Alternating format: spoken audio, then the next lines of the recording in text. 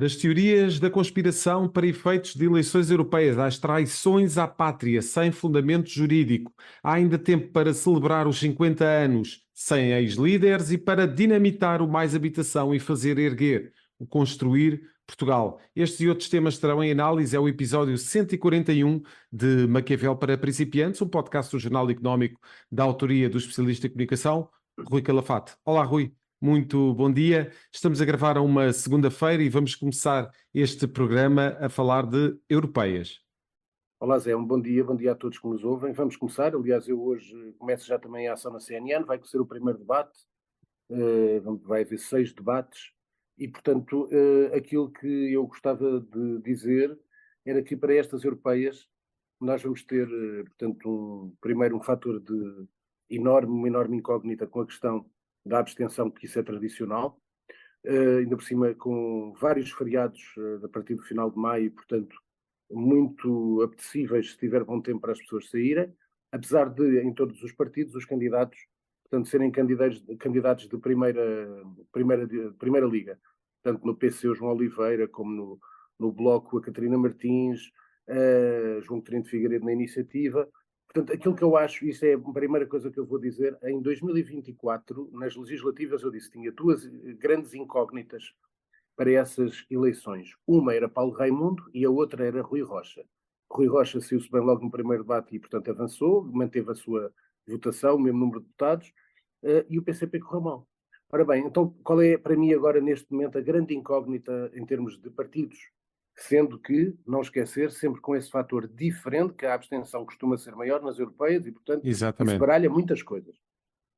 Eu acho que aqui o grande fator de dúvida para muita gente é o que vai fazer, depois dos disparates que já ouvimos, o líder do Chega.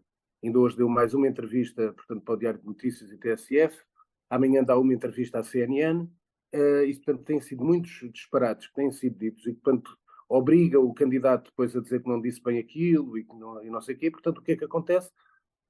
O que é que o Chega tem que ultrapassar? É pôr André Ventura na estrada com os seus do partido, a fazer como se fosse uma campanha do Chega, para as pessoas ir votar na marca Chega, portanto, atrás dele o Pedro Pinto, a Rita Matias, o Rui Paulo Sousa, o Frazão, etc. E esconder a lista, que de facto, ao contrário de que estavam muito à espera de ser uma lista com mais-valia, é uma lista que efetivamente. E esta é a realidade. E por isso tem que ser o Chega e André Ventura a fazer esse trabalho, porque senão vai ser em cada 6 debates que vai haver, e nos 4 em que estiver presente, vai ser sempre em cima do embaixador António Tanja, pelos disparates que já disse, que agora vai ter que o justificar. E, portanto, o Chega arrisca-se aqui a ter o seu momento Câmara Pereira. Epá, é que é o primeiro, eu já tinha chamado disso a atenção, é a primeira vez que o André Ventura vai a uma eleição, naturalmente sem contar com as autárquicas, em que é a primeira vez em que ele não é candidato. E, portanto, se ele fosse candidato, isso eu tinha a certeza que cheguei a ter um grande resultado. E não estou a dizer que não venha a ter. Agora, com este candidato, vai haver aqui uma série de problemas que isto depois parece que isto às vezes é um bando lunático. Portanto, isso é preciso algum cuidado. Acho que à direita tenho a sensação que o João Coutinho de Figueiredo vai fazer um excelente resultado. É efetivamente, até se pode Henrique quem tiver a ouvir, é o candidato mais jovem de todos os presentes nas eleições. É aquele que chega mais forte à juventude, tem uma comunica muito bem em termos de chegar do que o Sebastião Bugalho. Eu já disse, o Sebastião, primeiro, tem uma persona mediática, ninguém sabe, a não ser estas entrevistas que tem dado, o que é a sua persona política. Ele agora vai ter que criar o seu próprio discurso. Portanto, é uma incógnita também, mas sendo que eu entendo que ele até poderá ter um resultado interessante. Mas julgo que, aliás, vi a entrevista dele à CNN e, efetivamente, há uma coisa que tenho que dizer. Quem gosta dele mais são as pessoas mais velhas, que veem nele o netinho perfeito, arranjado, que fala bem e que acham piada por estar ali no meio dos mais velhinhos, etc. Agora, sinceramente, eu sou amigo de Sebastião, tenho 28 anos, vai fazer 29. Quer dizer, pareceu-me, a entrevista que ele deu à CNN parecia um político com 60 anos a falar. Em termos de disrupção zero, nada de novo, estava-se a justificar tudo. Eu sei que é um equilíbrio difícil de fazer, porque ele é um garoto. É um garoto que nunca teve nenhum cargo de decisão, ele nunca decidiu nada na vida, foi sempre comentador e jornalista, ele nem editor chegou a ser. Portanto, ele próprio tem que encontrar um espaço. Isto vai ser muito complicado. Entendo é que, pelo menos, sei que ele está preparado, isso viu-se, é uma pessoa preparada, inteligente, e não vai cometer os lapsos, com certeza, do António Tanger, por isso de um lado. À esquerda, vi a primeira entrevista de Marta Temido a precisar de muito media training, sendo que chama a atenção, ainda falta a entrevista de António Tanger, na CNN, o que teve maior audiência até agora foi a Marta Temido. Muito mais. O Sebastião nem ganhou a hora que teve a falar, ele não ganhou sequer essa hora da CNN. A SIC Notícias ganhou. Portanto, a que teve maior audiência foi Marta Temido, o que é um fator que mostra que isso é verdade, nota-se isso, ela ainda desperta bastante simpatia nos portugueses. E, portanto, é um fator importante. Sendo que eu acho que a esquerda tem dois bons candidatos, tanto a Catarina Martins está bem preparada, e, portanto, a questão depois do PCP, o João Oliveira, acho que O é uma João pessoa muito bem Oliveira. preparada, muito engraçada. Ainda ontem no Ricardo Araújo Pereira teve frente a frente com o João Coutinho de Figueiredo, tem traquejo, é uma pessoa muito, muito E simpática que os pessoalmente. portugueses conhecem até melhor do que Paulo Raimundo, não é? Sim, muito melhor, e é melhor que Paulo Raimundo, ponto final. Claro, tem mais Isso aí proximidade. isso é indesmentível. Portanto, julgo que vão ser uns debates interessantes, são 6 debates. Vamos ver o que é que os portugueses estão interessados ou não. Acho que os europeus vão ser interessantes, mas vão ser, sobretudo, uma, uma, quase uma sondagem para o que se vem dar para o Orçamento de Estado. E, aliás, eu chamo a atenção disso, antes de passarmos para outros temas, que, como eu disse na quinta-feira na CNN, há aqui um virar de página. Fui eu que o disse na quinta-feira, agora já vi 4 gatos, é hoje mais um ministro a dar uma entrevista, hoje o Castro Almeida. O que foi importante foi naquela quinta-feira a conferência do Conselho de Ministros, com Luís Montenegro, a puxar para si as coisas positivas e entrar no complemento social para idosos que aumenta em 50 Uhum. euros. Portanto, isto são verdadeiras iniciativas do PSD. É assim que tem que governar, tem que ter medidas, tem que estar a governar para as pessoas se aproximarem do partido e, se houver algum chumbo do Orçamento de Estado, estarem próximo e poderem dizer, bem, o governo estava a querer fazer umas coisas e não o deixaram. Agora, jogar só na defensiva, a dizer que há uma coligação negativa, parece que acudam, que não me deixam governar. Quem tem que ter a iniciativa é o governo, quem tem que ter o controle da agenda mediática é o governo. E, portanto, acho que há aqui um volte-face na questão da parte da política e da agenda política do governo, e acho que a partir de quinta-feira podemos ter outro governo, vamos ver o que é que se vai passar. E, entretanto, temos aqui a questão do Chega ter avançado mesmo com esta queixa contra o Presidente da República relativamente àquilo que designou de traição à pátria. Ora, juridicamente já tivemos vários entendimentos que não faz sentido nenhum, tendo em conta aquilo que diz a lei, portanto, a questão que está vinculada da traição à pátria. Então, sendo assim, o que é que André Ventura quer com esta ação, Rui, na Ele tua opinião? precisava do apoio do PS e do PS, não vai ter, portanto isso não passa. Segundo, a parte os próprios juristas não são unânimes se isto vai ter algum efeito. O que é que ele, por isso é que eu quero chamar a atenção das pessoas, o que é que ele quer? Quer, ao fim e ao cabo, ficar com o segmento eleitoral dos ex-combatentes e dos retornados. E, portanto, defender a camisa deles, não deixar fugir esse segmento eleitoral para outros partidos, nomeadamente para o PSD ou para a Iniciativa Liberal, e, portanto, defender esse segmento eleitoral. Isto é aqui quase um bastião que ele quer ter com estes muitos milhares de pessoas que se sentem, de facto, os que combateram e aqueles que vieram com nada da África, sobretudo das ex-colónias, e, portanto, acho que está a trabalhar para um segmento eleitoral. Rui, entretanto, tivemos aqui o jantar dos 50 anos do PSD, um jantar que levantou alguma polémica pelo facto de não ter tido ex-líderes. Pedro Santana Lopes, inclusivamente, vinculou essa situação. É um erro da parte de Luís Montenegro fazer um jantar tão emblemático como este e não convidar antigos Acho que líderes sim. Acho que, para sinceramente, esta aquilo parecia. celebração. Sim, acho que sim. Aquilo parecia um jantar de um grupo de amigos em que depois a figura de proa no meio, sentado na mesa de honra, é o Sebastião Bugalho. O Sebastião Bugalho não é sequer do PSD, é candidato agora. E, portanto, se o jantar oficial dos 50 anos do partido não estar o único líder do PSD, com certeza que despertou muita contestação de várias pessoas e de várias estruturas, porque houve várias estruturas distritais e concelhias que não foram convidadas. E, portanto, isto é lamentável. Claro que depois lá vem a justificação. Quando há erros, vem sempre uma justificação a seguir, que é, vai haver muitos eventos durante os 50 anos do partido e que todos aparecerão. Está bem, mas podiam lá ter posto 2 ou 3 líderes, que é para dizer que tinham, outros não podiam ir, o que fosse. Agora não convidaram nenhum. Sabes porquê que não convidaram nenhum? Porque tinham que ter na mesa ao Pedro Passos Coelho. Foi por isso que não convidaram nenhum. A história é esta. É o Luís Montenegro com medo da sombra de Pedro Passos Coelho. É só isto. Não é mais rigorosamente nada. E, portanto, Olha, eram se me permites, convidadas. vou falar aqui de 2 temas para depois Uhum. despachar a parte política pura Nacional. e depois Uhum. irmos à habitação e à Santa Casa. Chamará a atenção que houve 3 listas candidatas à direção do LIVRE. Exatamente. Portanto, o que significa que há de facto, há um apetite, isto não é só serviço público, há um apetite de sentir que o partido está a crescer e há mais gente interessada e acho muito bem que haja, não nenhuma, nem era por uma questão de contestação ao Rui Tavares, nem nada disso, eram mais que aparecem, que podem depois querer ter mais lugares no futuro, etc. E São as com o dores de objetivo crescimento. de, sim, de crescimento e de terem mais até deputados europeus e tudo, portanto eu Claro. acho isso muito positivo. O lado contrário, por isso é que eu fazia questão aqui desta secção, deste segmento política, terminar, é o que se passou. Eu esqueci-me de dizer na semana passada, confesso, devia ter comentado logo na semana passada. Depois tinha lá a nota e esqueci-me. Que foi o que se passou no Congresso do PPM. O Certo. Congresso do PPM é uma coisa perfeitamente inacreditável. Quer dizer, o PPM já valeu, como se lembram antes desta coligação risível com a AD, tinham tido 230 votos, ou o que é que foi. Ora bem, é o terceiro congresso, para não sei se expõe, como ninguém liga ao PPM, portanto, é o terceiro congresso sucessivo que se realiza no Corvo. Claro, É um toda a gente sítio sabe. ótimo para viajar, mas Sim, claro, para fazer portanto, é congresso não deve dar muito lindíssimo. jeito. É lindíssimo, mas eu não sei se tem coisa para ter lá muita gente. Portanto, aquilo não tinha lá ninguém. Foi lá a minha amiga Aline bater o pé e dizer que aquilo era tudo ilegal e que éramos uma camada de vigaristas, foi o que ela foi dizer, aliás, repetiu na CNN. E de facto é chamar a sua atenção do ridículo disto. Quer dizer, 3 congressos no Corvo, quer dizer, então, eu sabíamos uma coisa, é que o PPM tem um deputado nos Açores, no Corvo, e por isso é que depois faz parte dessas coligações, que é o número 2 do partido, ou que já foi número 1, que é lá do Corvo. Portanto, é para manter sempre as mesmas coisas, é o tipo antigo, o nome da Câmara Pereira, etc. É uma coisa que se torna risível. E depois não dá credibilidade nenhuma às coisas, quer dizer, não sei se o PPM tem alguma aspiração de crescer, mas de facto isto não é nada, de facto não. É risível, mas enfim.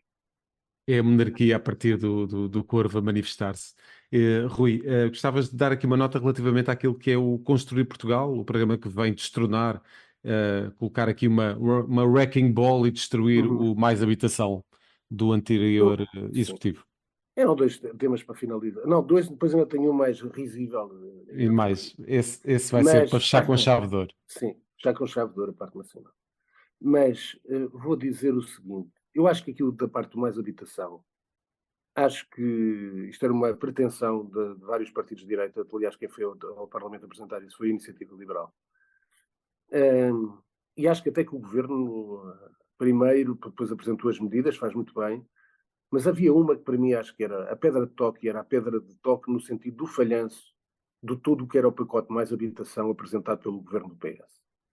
A meu ver, é perfeitamente, acho que é violar direitos fundamentais, a questão do arrendamento coercivo, coisa que agora veio para trás. Acho que é perfeitamente, cada pessoa tem direito a ter as suas propriedades, e se não as quer usar, é um problema delas. O que é preciso, aquela conversa, mas se a casa está por usar, podia lá estar mais gente. É se o proprietário entender que esteja lá mais gente, ou a venda ou a renda. Portanto, o que falta aqui não é as casas que não estão a ser utilizadas. O que falta aqui é mais construção, é reabilitação do património público e camarário e, portanto, pôr esta gente a construir a preços convidativos ou arrendamento acessível aquilo que são as necessidades, a corresponder às necessidades das pessoas.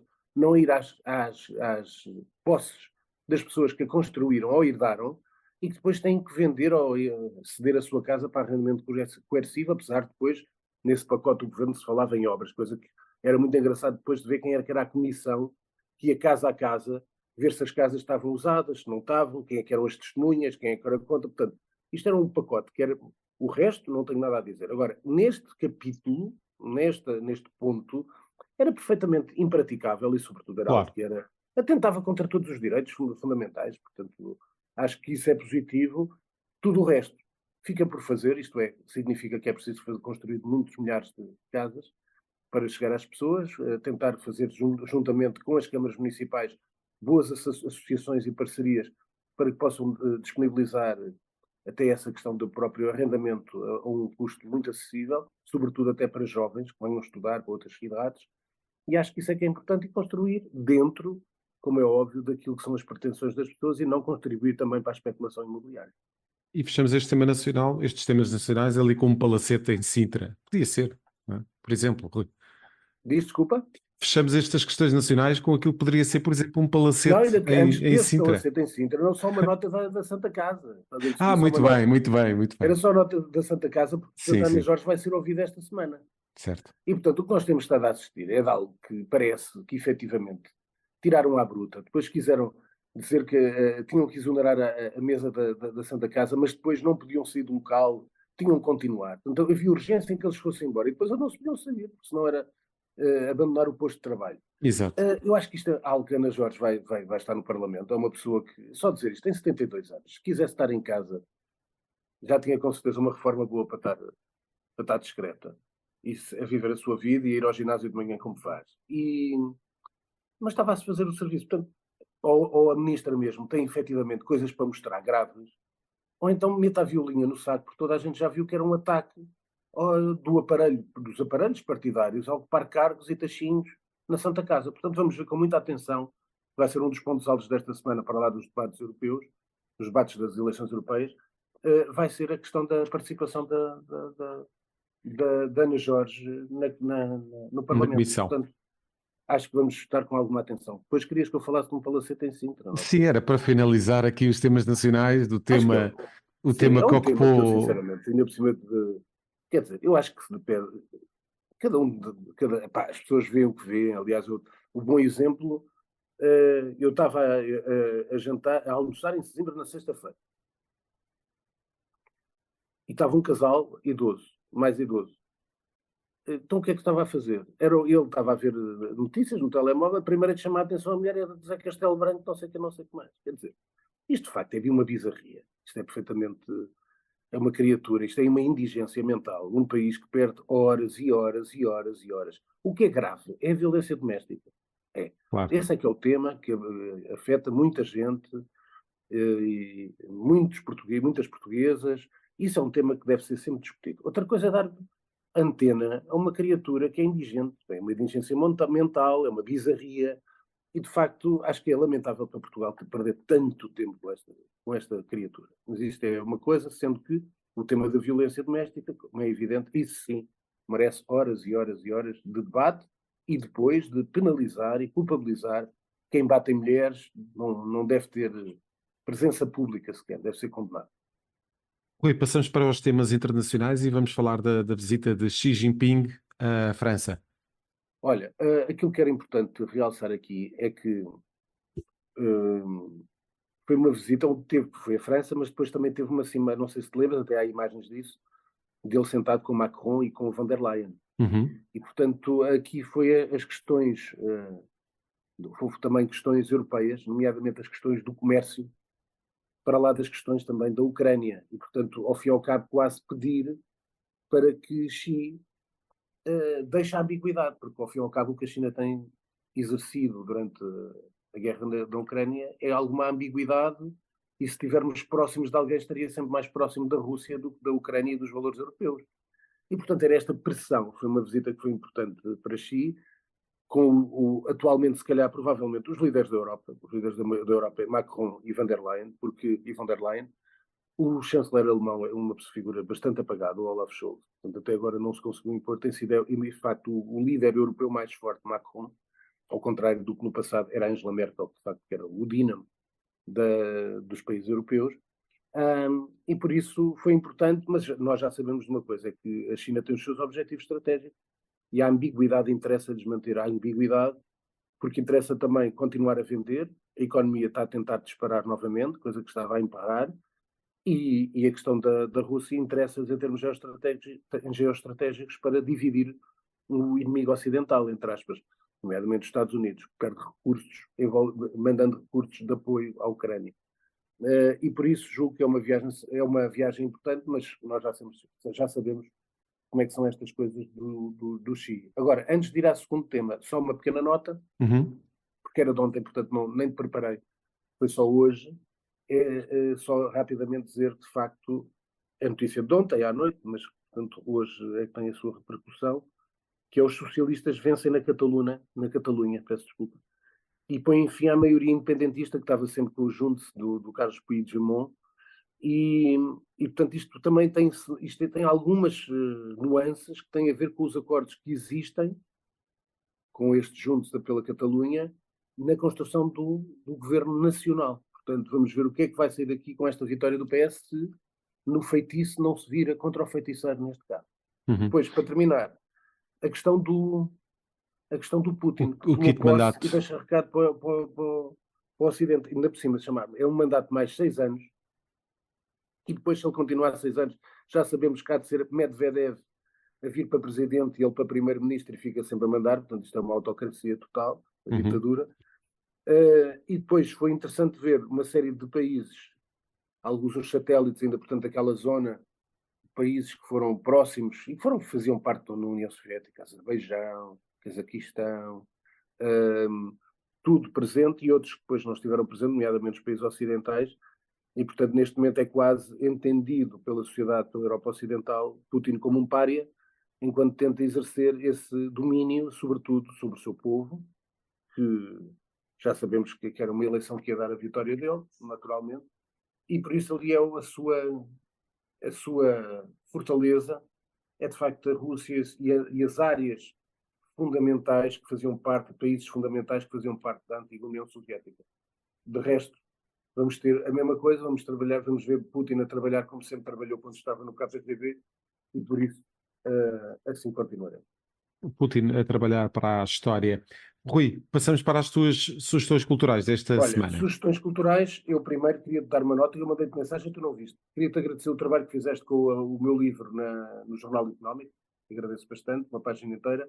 Ainda por cima escolheste um título magnífico que tem a ver, eu disse, e se há sangue que corre nas minhas veias é o da política. É verdade, porque nesse dia, nós fizemos essa conversa no seguimento aqui do podcast. Sim. E na quinta-feira, portanto, antes de sair o jornal, eu fui ao Fernando Alvim ao Prova Oral, e o Alvim, eu tive a falar com ele 15 minutos antes, e até ali no secretário a preparar um bocado com ele, e depois ele dizia, e depois disse no programa, mas tu respiras política, pá, tu sabes muita coisa, Pois foi. mesmo, nacional, internacional, pá, tu tens as coisas na cabeça, dizia coisa, pois, mas isto é a minha vida, é a minha paixão, e é isso, por isso também tenho este podcast, tem a ver com estas coisas, sendo que eu desenvolvo sempre mais a política nacional do que a internacional. Deixa-me dizer que foi um excelente programa, essa emissão com o Fernando Alvim da Prova Oral. Ai, tu ouviste? Eu Ficou bem? ouvi, sim. Sim, sim, Eu não correu muito ouvi, bem. depois vim-me embora para Sesimbra, depois não tive a oportunidade de vir, mas sei que houve gente que eu não estava à espera e, sobretudo, olha, notei uma coisa, que é, chega a muita gente, e eu jogava que ele tinha um auditório muito de gente mais jovem, e aquilo tem gente, posso dizer, uma ex-chefe de gabinete de uma presidência, de um presidente de Câmara, importante, mandou-me mensagem, Rui, ainda não tinha comprado o livro, mas depois desta entrevista vou comprar. Mas ouviste? Perguntei porque é uma pessoa minha amiga, mas ouviste o coisa? Tu não ouviu esse tempo, quando estou a fazer o jantar, mete aquilo. É. Cada um, olha, cada louco suas manias, olha, fiquei muito contente por isso, de ouvirem aquilo. Sobre as sugestões, queria dar séries, não vou dizer nada porque eu depois vi pouco esta semana, depois vim para Sesimbra, vou dar 3 livros que li, alguns até já tinha citado no passado, dos ter comprado e recomendado, mas agora que os li, ainda mais à vontade, foram os 3 que eu li.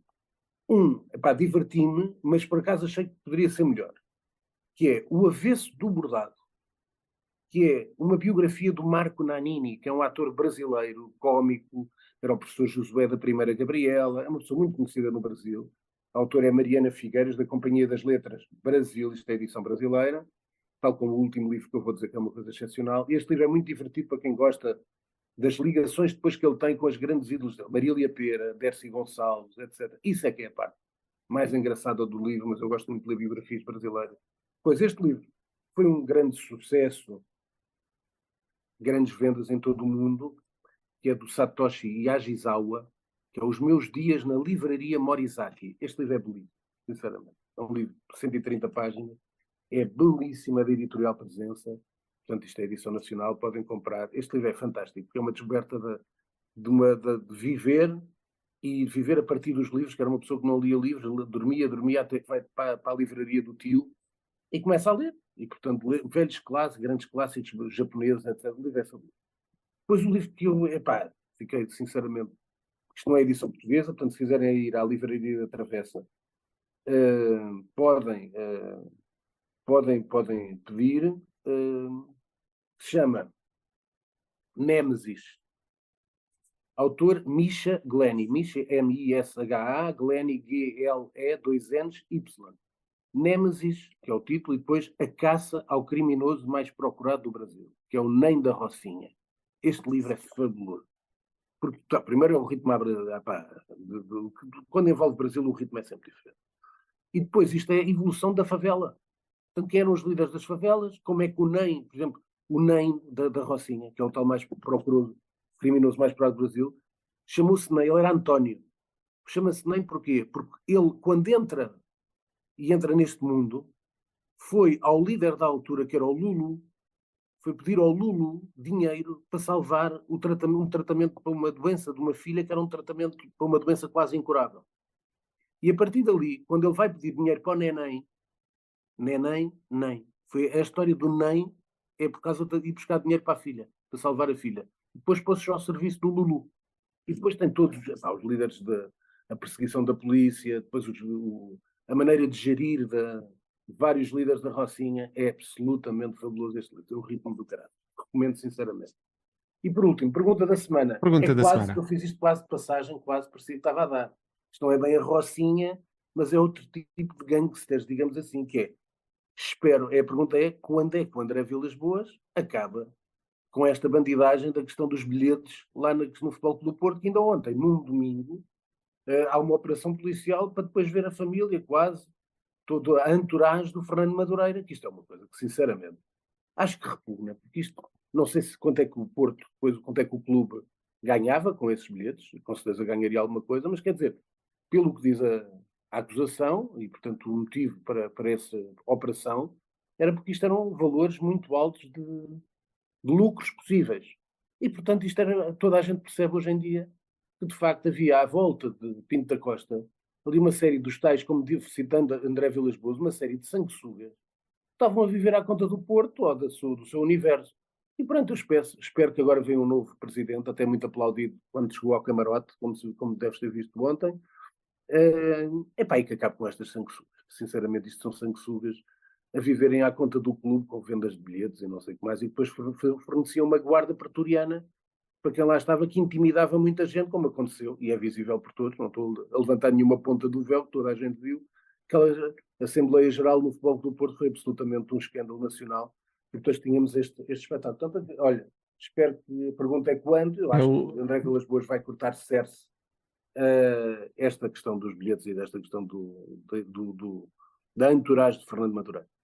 Sai a tempo, já dirias tu no teu livro. Obrigado, Rui. Voltamos para a próxima semana. Fechamos assim o Maquiavel para principiantes. Ouça e acompanhe este podcast no Spotify, Google Podcasts e Apple Podcasts. Este é um programa da autoria de Rui Calafate, conta com a condução de José Carlos Lourinho e o cuidado técnico é de Nuno Braga. A música está a cargo de Casper. Está fechado o manual desta semana.